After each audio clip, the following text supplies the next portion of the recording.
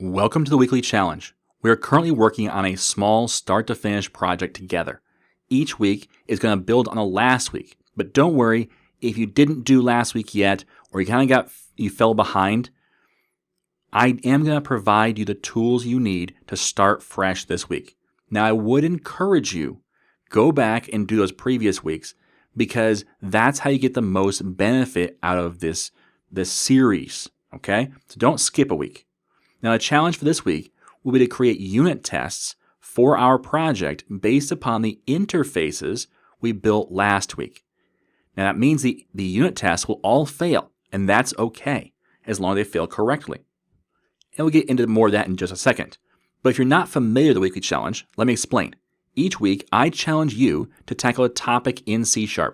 I give you all the materials you need to get started. Each challenge should take between 10 minutes and half an hour.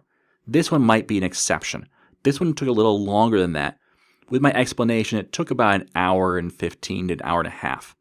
But that's because this is a larger project we're taking on. It's still a very small project. We want to get those unit tests right. So just note, it may be a little bit longer than the half hour you're used to. Now, that isn't a lot of time still to dedicate to improving your C# skills.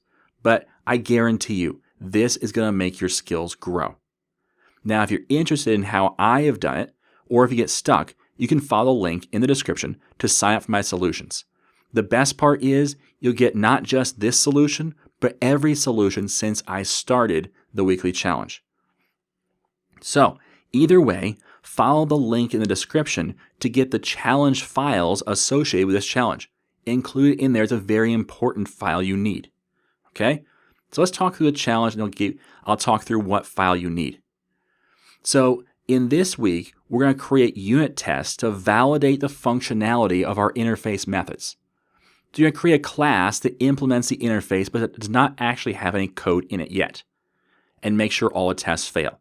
Now, I've done part of this for you. I've created that class that's just a whole bunch of not implemented exceptions, but it does implement the interface. And that's in a DLL that's part of the resources for this week. You're going to download that DLL and import it as a reference into your project.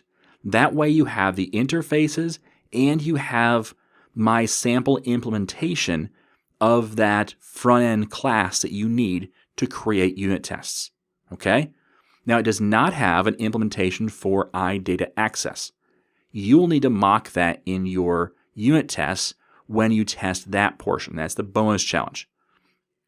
So the bonus challenge is to create a mock for the data access interface that simulates the functionality of a real data access class so you can inject it when necessary.